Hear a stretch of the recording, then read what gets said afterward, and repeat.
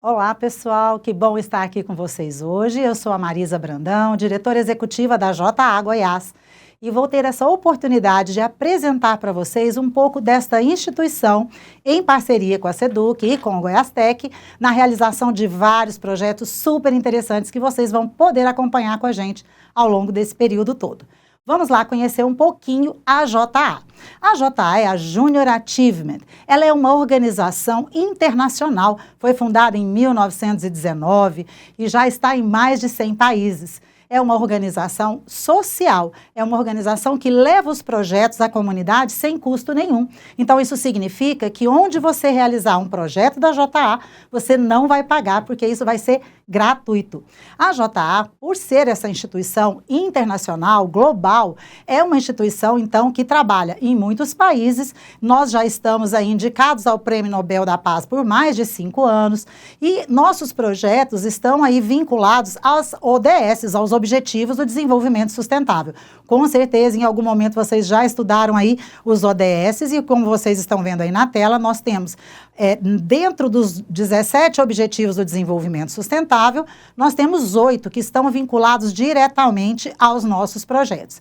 Então, a JA, como uma instituição incentivadora de jovens, ela é dedicada para preparar os jovens para a vida pessoal e profissional por meio de programas de educação empreendedora. O nosso foco é o protagonismo juvenil, para que você possa ser aí a pessoa que dá o destino da sua vida, que vai tomar as decisões, vai ter uma série de habilidades e competências que serão trabalhadas nos projetos, para que você possa ser aí realmente a pessoa que faz acontecer na sua vida. Então, quando a gente fala de protagonismo juvenil, a gente está dizendo disso, né? Do quanto você vai definir aí os seus caminhos, os seus objetivos e seguir atrás dos seus sonhos. A JA é uma grande oportunidade de você conhecer e saber como pode fazer isso. Como eu coloquei, nós somos aí uma instituição global, ou seja, né, acontece no mundo inteiro, mas ela tem impacto local. Aqui hoje nós estamos falando da JA Goiás, certo?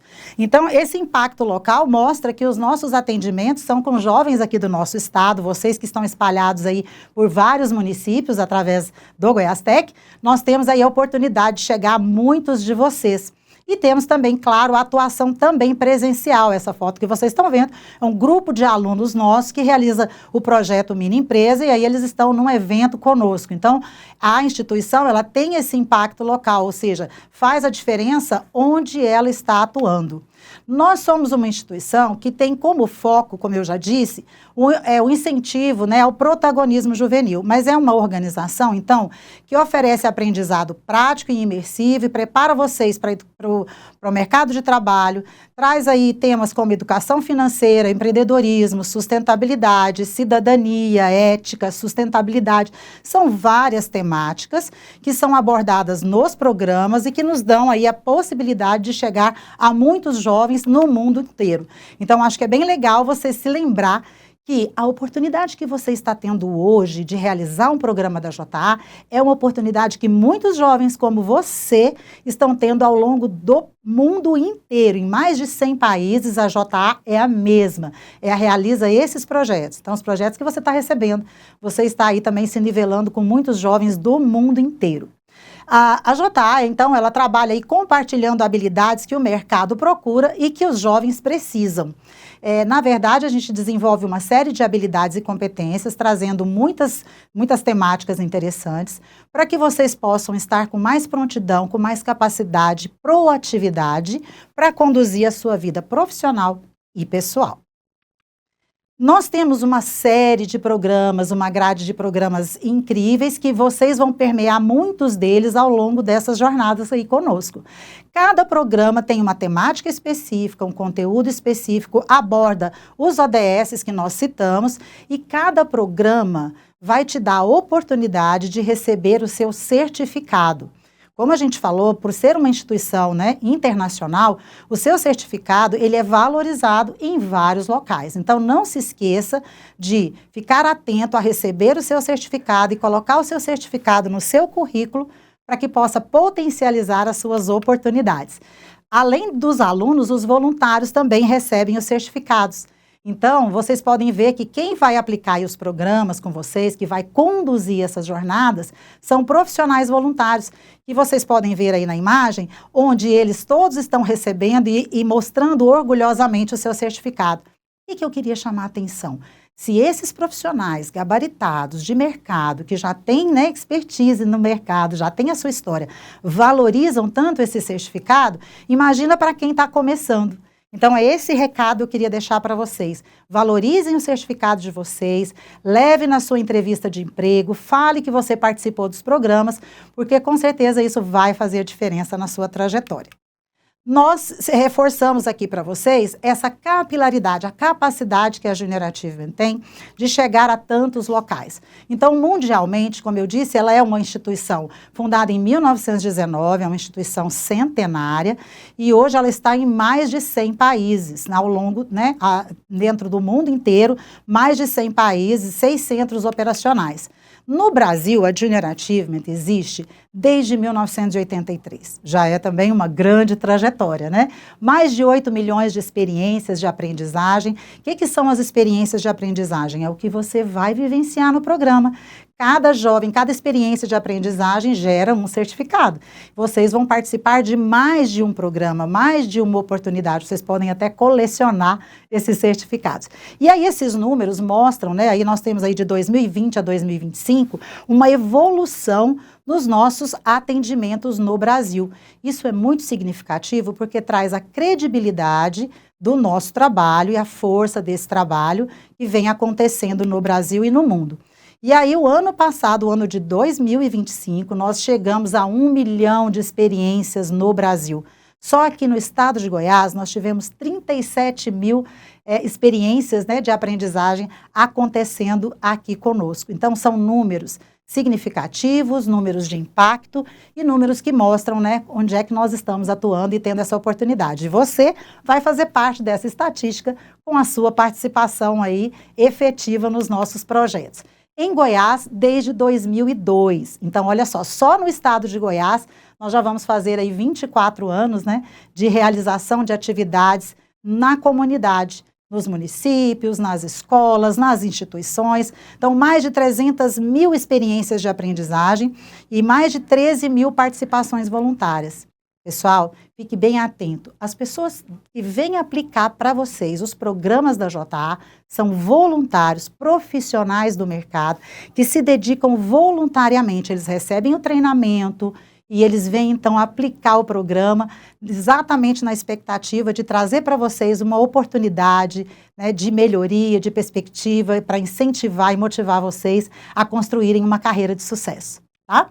Esses voluntários, hoje vocês estão vendo aí também as logomarcas das empresas parceiras. Essas empresas financiam o projeto para que o projeto chegue sem custo nenhum para a comunidade.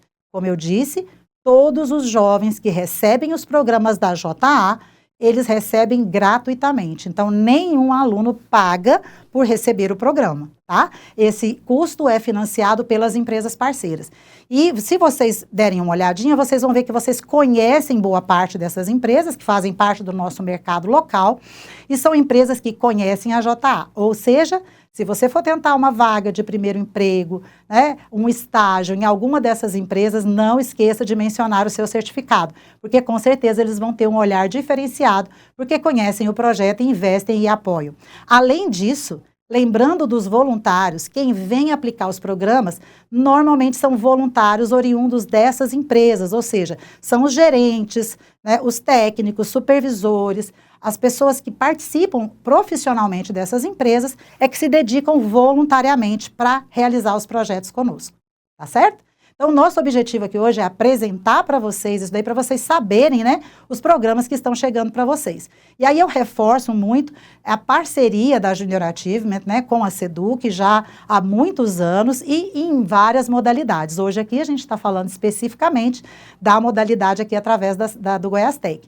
Então, é uma parceria de sucesso, de longa data, e a gente fica muito feliz e agradecido dessa confiança da SEDUC na realização do nosso trabalho, né? Eu trouxe um depoimento muito importante da diretora pedagógica da SEDUC, falando sobre os nossos programas, para vocês entenderem por que nós estamos aqui, né? Claro que a Seduc avalia todo esse processo. Então, ao combinar educação empreendedora, sustentabilidade e desenvolvimento ético, a iniciativa consolida-se como um modelo educacional transformador, que prepara os estudantes não apenas para o sucesso individual, mas também para atuarem como agentes de transformação social. Então, essa é a leitura, né, que a nossa grande parceira aí, Alessandra, faz do trabalho da JA. E é por isso que nós estamos aqui hoje, obviamente, realizando essa jornada de projetos aí em parceria com a Seduc e oferecendo essa oportunidade para vocês. Vou deixar aqui para vocês o QR Code do nosso Instagram, porque lá nós temos várias oportunidades sendo oferecidas, né, onde vocês podem acessar e realizar outros cursos e participar de eventos e outras promoções que a Junior Achievement vai viabilizar, sempre para promoção do seu desenvolvimento, da sua capacitação, do desenvolvimento das suas habilidades. Além de seguir aí nas redes sociais, eu convido vocês também para acessarem a nossa plataforma, que é o Inspira Já. É uma oportunidade de você fazer uma série de cursos de forma gratuita no formato online. É um outro formato, não é o que a gente está conduzindo aqui, mas ali nós temos várias oportunidades e você vai escolher de acordo com a temática que é do seu interesse. Tem muitas oportunidades e todas elas geram um certificado. Tá bom? Então fica aí o meu convite, aproveitem bastante essa oportunidade que vocês vão ter de vários cursos e módulos, né? Que vocês vão conseguir acessar aqui através do Goiás Tech. Façam aí uma boa jornada e desejo muito sucesso, muito aprendizado, que é o que vocês podem obter com a JA. Muita oportunidade, desenvolvimento e aprendizado, né? Através das habilidades que vocês vão desenvolver. E ainda ter aí essa possibilidade de ser aí o arquiteto do seu caminho, você conduzindo a sua trajetória. Então, parabéns pela oportunidade, aproveite muito e sucesso! Olá, pessoal, tudo bem?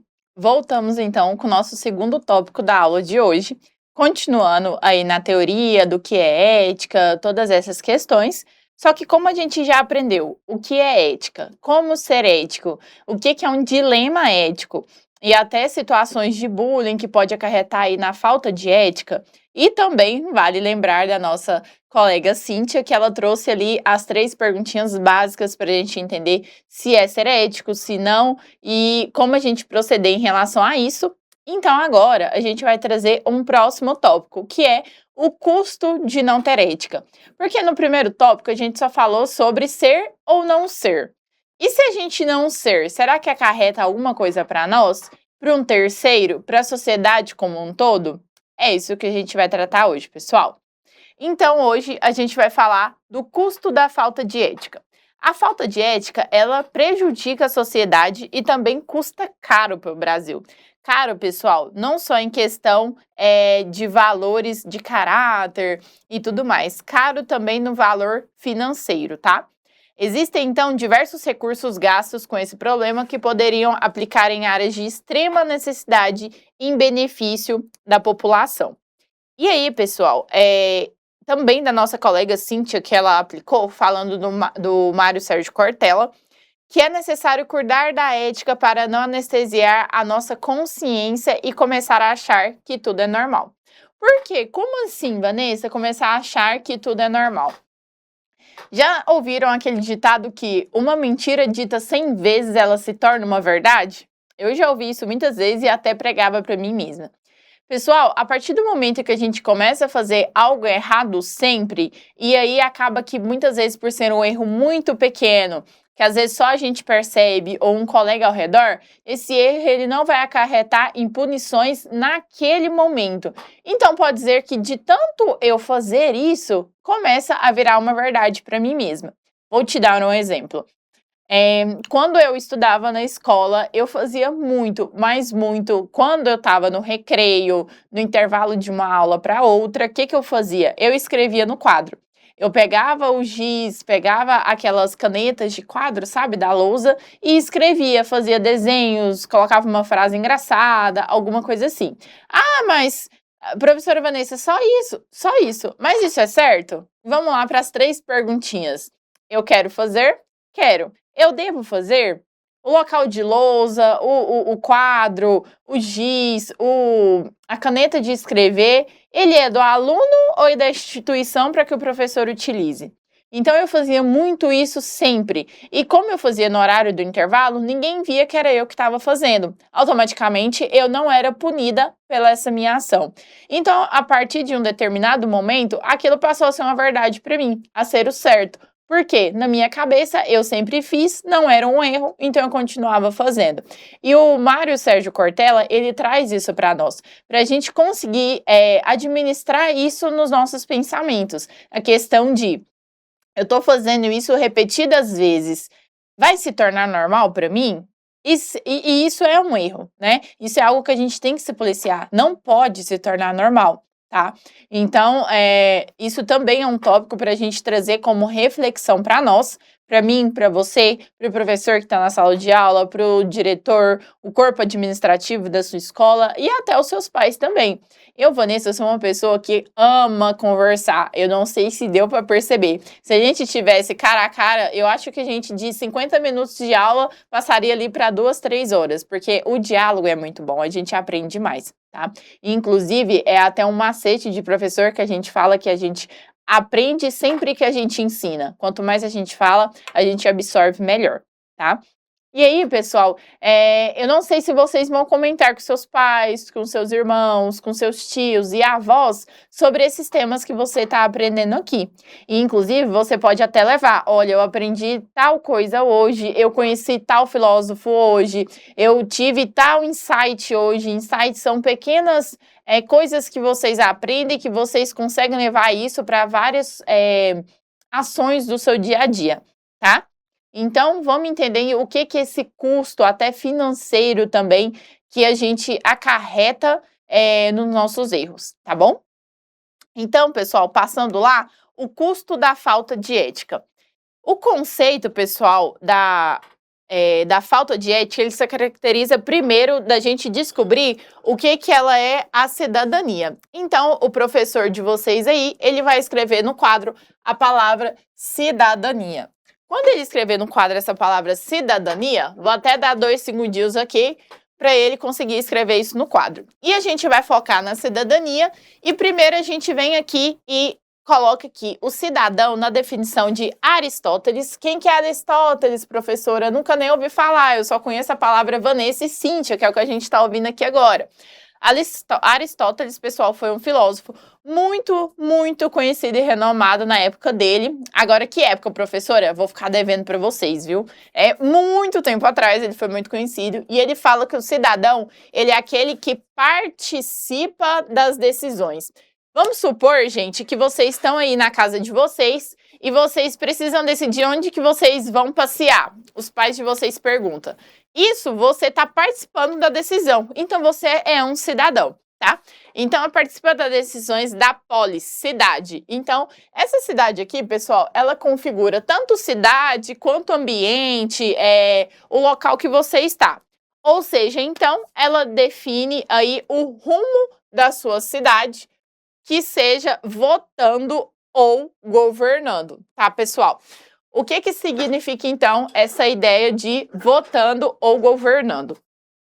Votando porque eu não sei se alguns de vocês já votam ou não, mas o votar, quando a gente vota em um candidato, inclusive esse é um ano de política, quando a gente vota em um candidato, a gente tem esse poder de escolha. E, inclusive, isso é algo que foi muito difícil da gente conseguir. Anteriormente, nossos antepassados lutaram muito para que a gente tivesse esse direito hoje, então é fundamental que a gente exerça esse direito, tá? E quando a gente fala que a gente é cidadão votando ou governando, é porque existem 2 diretrizes. Nós votamos em quem vai nos governar. Então, no caso, a gente tem que ter esses conceitos de cada governador, do que eles representam, e a gente tem esse poder de votar em quem a gente acha que nos melhor representa. Isso é ser cidadão. Nos dias de hoje, trazendo para o nosso cenário, mais ou menos é como o exemplo que eu dei. Vamos supor que os seus pais eles estão entre passear num parque aquático ou passear num museu. num zoológico, por exemplo.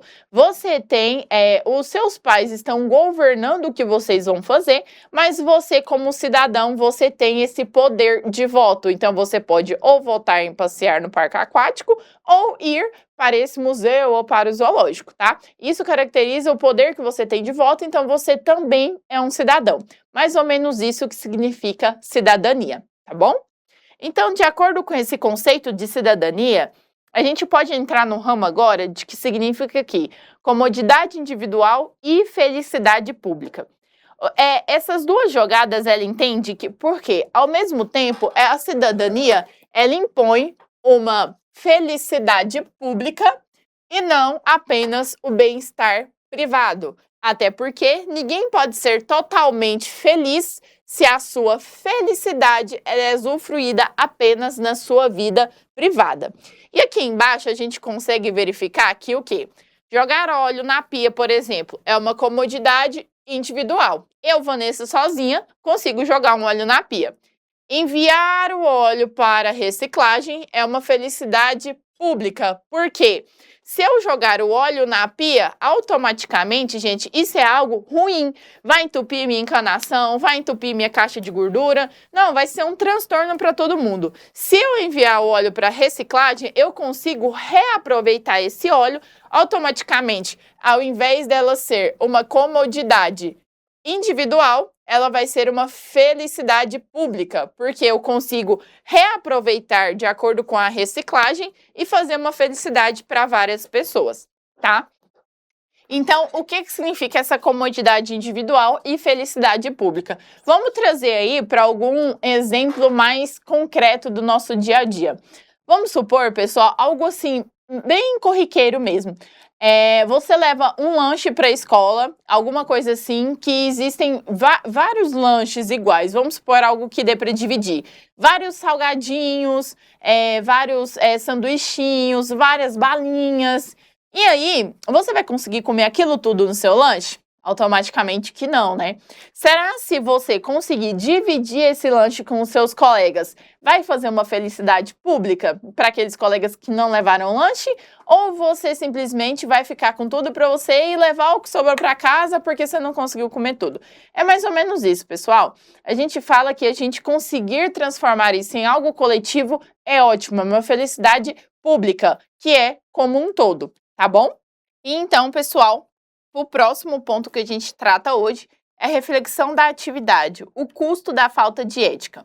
Essa falta de ética, ela prejudica a sociedade e também ela custa caro para o Brasil. O Brasil, pessoal, eu estou trazendo esse cenário porque a gente está aqui, mas essa falta de ética, ela é em âmbito nacional e internacional também, tá? No âmbito mundial de qualquer outro país, mas a gente vai focar aqui no Brasil, que é onde a gente está. E aí, existem diversos recursos gastos com esses problemas, né, da falta de ética, que poderiam ser aplicados em áreas de extrema necessidade, em benefício de toda a população. Mas aí, pessoal, a gente pode pensar aqui agora, Vanessa, mas como assim, né? Como assim algo que eu deixo de fazer prejudica financeiramente ao meu país? Eu sei que quando eu, Vanessa, descobri essa fatalidade de eu tirar dinheiro do meu país com algo que eu, Vanessa, tô fazendo, nossa, pra mim foi péssimo, eu me senti péssima. Mas eu também fui pro lado que eu descobri que eu sou uma cidadã e que eu também tenho esses direitos e deveres sobre o meu país e que qualquer ação que eu faça, ela acarreta em algo maior. Então, às vezes a gente pensa que a gente é muito novo, a gente ainda está na escola, a gente tem muitas dúvidas sobre a vida. O que a gente fizer não vai acarretar para o próximo. Mas vai, pessoal. Sinto dizer a vocês que a vida adulta, ela começa a chegar cedo nessas ações, tá? Então, se você faz alguma coisa hoje, pense em fazer e acha que não vai acarretar bastante. E agora a gente vai trazer aqui exemplos práticos do dia a dia, até mesmo escolar, do porquê que a falta de ética ela acarreta em custo financeiro para o nosso Brasil, tá bom? Então, pessoal, o primeiro item aí, nada mais, nada menos que não poderia faltar é o vandalismo. Vocês conseguem ver que esse é um muro escolar, não dá para identificar bem, mas é um muro escolar, e ele tá com esse vandalismo, essa depredação aí, que seria o quê? A pichação, tá? Pessoal, eu sei que quando eu, Vanessa, eu era mais nova, eu achava lindo. Nossa, eu ficava louca pra pegar um spray e sair pichando tudo quanto é tipo de lugar. Falei, gente, que coisa legal, que coisa engraçada. Eu consigo deixar a minha marca em vários lugares, eu consigo, né? Lembrando ali até da questão que a Cíntia falou sobre fazer a nossa marca na carteira, fazer a minha marca em todos os lugares. Eu achava a coisa maravilhosa. Primeiro eu descobri que era essa pinchação no preto e depois eu vi uns coloridos, então eu achava a coisa mais linda do mundo. E aí eu demorei para descobrir que isso era errado, que isso não poderia ser feito. Como eu descobri? Porque eu fui naquelas 3 perguntinhas do eu quero fazer, quero, então eu vou fazer. Quando eu fiz, não me fiz a pergunta se eu podia fazer, eu descobri que era errado. E, gente, foi assim, trazendo aqui até uma historinha para vocês, foi algo tão engraçado e extremamente vergonhoso. Eu estava pinchando a questão de um muro, que era o muro de um estabelecimento perto da minha casa, isso há muitos anos atrás. E aí eu estava pinchando, não sabia que era errado, e chegou o dono do estabelecimento, brigando comigo. Pensa a minha cara, eu pensando assim, não, mas o que eu tô fazendo? Eu só tô escrevendo a minha inicial aqui, o muro é público. Eu acho que é a primeira coisa que vem na nossa mente. As coisas são públicas, por que eu não posso? Exatamente por ser público. Se é público, tem que ser pro bem-estar de todos. Pra que eu vou pinchar esse muro que é público, colocar a minha marca se é algo público e algo que vai ficar feio para todo mundo que tá olhando? É mais ou menos nesse pensamento. E eu lembro até hoje que aí o dono do estabelecimento me levou em casa, falou com a minha mãe, nossa, eu fiquei sem TV uma semana, sem videogame, sem sair para brincar na rua, sem ir na casa de colega. Ah, então foi um caos, sabe? Na minha vida ali escolar, isso foi um caos. Então, em questão, você deve estar se perguntando, não, mas e os números, Vanessa? Você não falou pra gente que a falta de ética, ela custa o financeiro da pessoa, o financeiro do nosso país? Exatamente isso. Quem vocês acham que vai arrumar o que vocês fizeram de errado? Se a gente der uma olhada aí para essa imagem, a gente consegue ver que tem esse muro com todas essas pinchações aqui, certo? Isso aqui é tudo uma pinchação, né? E aqui a gente tem um senhor, que inclusive dá para perceber que ele está de uniforme, né? Então, quem esse senhor é? Quem que vocês acham que ele é? Vocês reconhecem ele? Será que é alguém da família de vocês? Será que é um conhecido? Não, né, pessoal? Esse senhor nada mais é do que um servidor público que está sendo pago para fazer essa limpeza lá. E se ele tivesse sendo pago para limpar o interior de uma escola, por exemplo, para ficar mais limpo o ambiente de escola para vocês? Se ele estivesse limpando as ruas, por exemplo, onde tem sujeira, onde tem toda essa sujidade, o que vocês acham que seria melhor? Então, é muito isso, a questão de, em vez dele estar sendo pago, vamos supor que o salário dele, vamos chutar alguma coisa assim, vamos supor que é R$1.000, algo bem assim, para a gente ter um número redondo. Em vez dele esses R$1.000 do salário dele tá sendo pago para ele fazer uma limpeza que seja para o bem-estar de todos, ele está sendo pago para limpar o erro de alguém. Vocês acham que isso é justo? Esse senhor está sendo pago para limpar o erro de alguém? Eu não acho justo. Se a Cíntia estivesse aqui com nós, eu acho que ela também não acharia justo. Então, além de ter esse desgaste e esse valor financeiro gasto, ainda tem o tempo. Enquanto esse senhor, vamos supor que ele chama João, enquanto esse senhor João, esse funcionário, está gastando o tempo dele para fazer essa limpeza do muro, ele poderia estar fazendo diversas outras coisas para o bem-estar da comunidade. Mas não, ele está pagando o preço por o erro de alguém. Vocês acham que isso é justo? Eu acho que não, pessoal. Vamos parar aí e pensar 5 segundinhos. Será que outra pessoa pagar pelo nosso erro, gastar dinheiro para consertar nosso erro é justo? Eu tô falando que não, mas às vezes tem uma opinião diferente. E vamos lembrar da ética, tá? No momento de responder essa pergunta. Além desse exemplo, gente, de degradação aí, de pinchação, a gente também consegue trazer o exemplo desse vandalismo aí na sala de aula. Ah, professora, mas eu não tô entendendo direito o que é isso. Isso aqui tá quebrado, tá?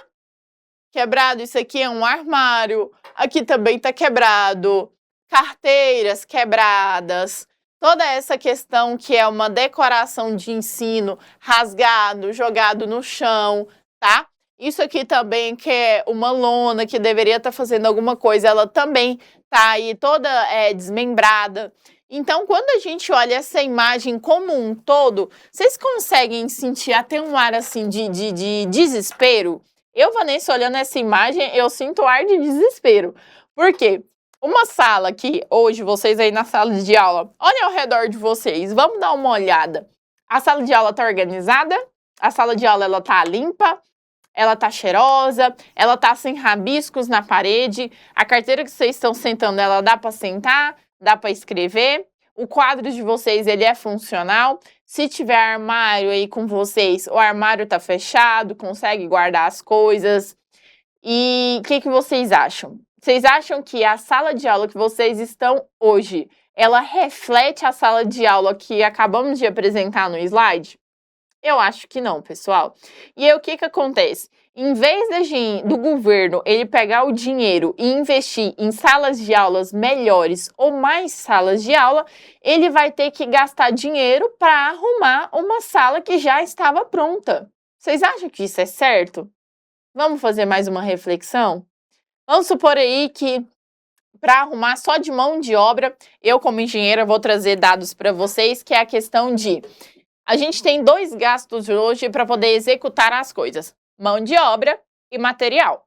A mão de obra nada mais é do que a pessoa que é paga para poder fazer esse serviço. Isso eu pago para mão de obra.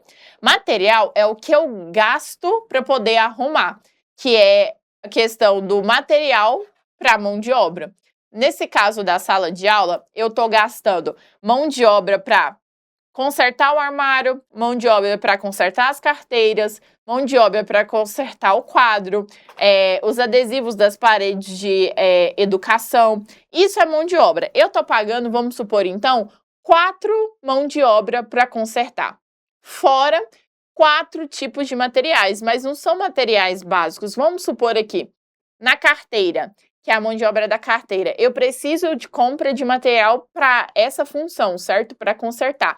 Então, eu vou comprar parafuso, posso comprar máquina de solda, martelo, metal, aço, tinta para pintar onde está sentando na carteira, régua para poder medir.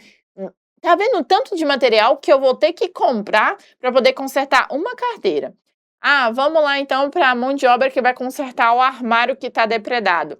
Então, eu tenho que comprar porta para esse material, trena também para poder medir, parafuso, parafusadeira. Gente, então assim, se a gente for abrir um leque, eu vou ficar aqui no mínimo 50 minutos da aula para poder falar tudo que a gente vai comprar.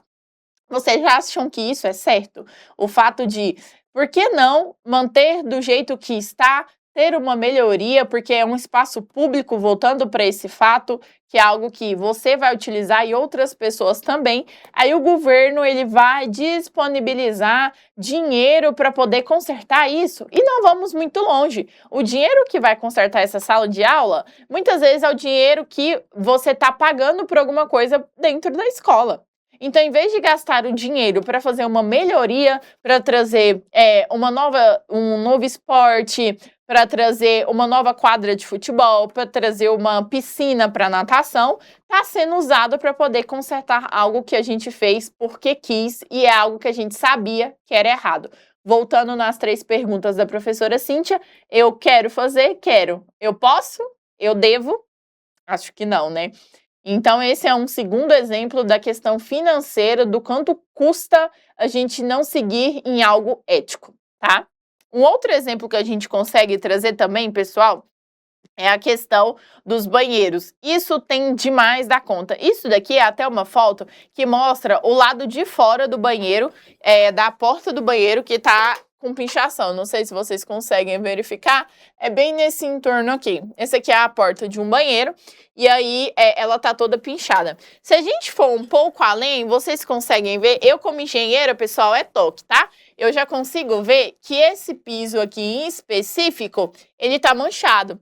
Ah, Vanessa, como você sabe, consegue ver que esse piso aqui ele tá branquinho e aqui ele tá bem amarelado? É algo assim que tá degradado, né? Aqui dá pra ver a diferença até desse piso aqui. Tá vendo que tem esse aqui que tá faltando? Opções de melhoria, tá? Que eu tô apontando.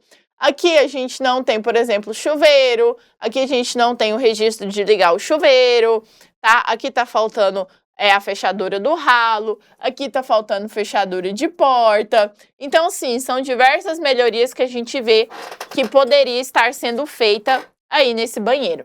E aí a gente volta, pessoal, para pensar. O que acontece?